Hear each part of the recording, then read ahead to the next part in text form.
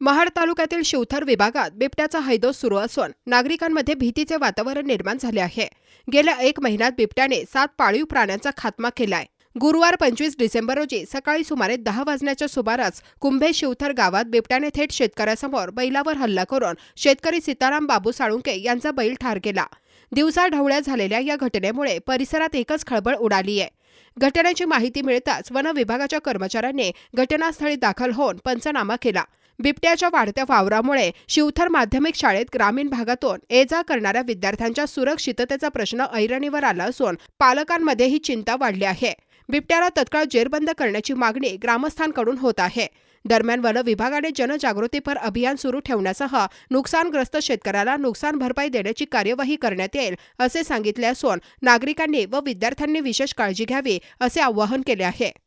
आपण पाहिल्याप्रमाणे वन अधिकारी वगैरे सर्व ग्रामस्थ मंडळ सरपंच आम्ही स्वतः पोलीस पाटील आम्ही तिथे जागेवर जाऊन पाहणी केली।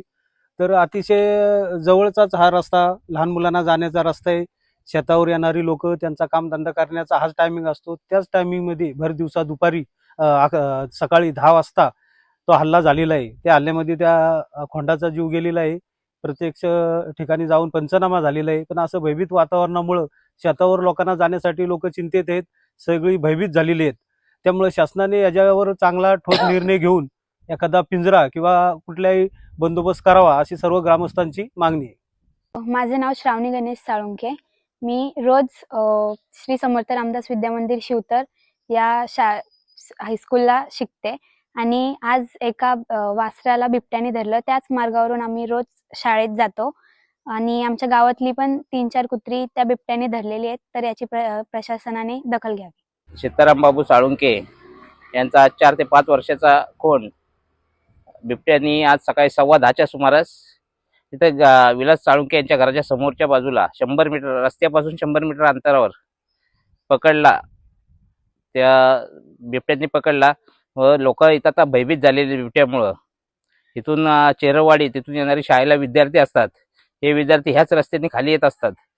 त्या विद्यार्थ्यांच्या सुरक्षेचा प्रश्न आहे आणि शासनाने याच्याकडे गंभीरतेने लक्ष द्यावे अशी मी ग्रामस्थ म्हणून आणि गावचा सरपंच म्हणून मागणी करत आहे। तर आज रोजी सरपंच साहेब यांचा फोन आल्यामुळे आम्ही तात्काळ इथं घटनास्थळी भेट दिली। घटनास्थळी भेट दिल्याच्या नंतर जागेची पाहणी वगैरे केली। तुम्ही आपले पत्रकार साहेब होते, पाटील साहेब होते आणि तिथून लगेच मी ताबडतोब आमच्या साहेबाला फोन केलं। साहेब म्हणले की तात्काळ तिथं जाऊन आपलं हे करा, पंचनामा वगैरे घटनास्थळी बघा, पाहणी करा आणि तिथं जनजागृतीची आपली जर सूचना द्या लोकांना।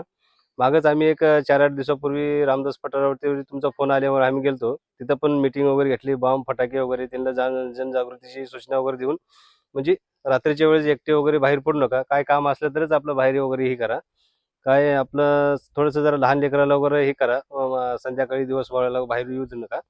तरी थोडंसं आपल्याला जरा सतर्क राहावं लागेल। तरी आमच्या पद्धतीने आम्ही आता पंचनामा करून तात्काळ लगेच मी महाडला आमच्या साहेबाकडे देतो आणि काय आपल्याकडून नुकसान भरपाई आपल्या शेतकऱ्याला आपण हे करून देतो आमच्या मार्फत। जनजागृती करणार असतात। हो हो हो हो नक्कीच।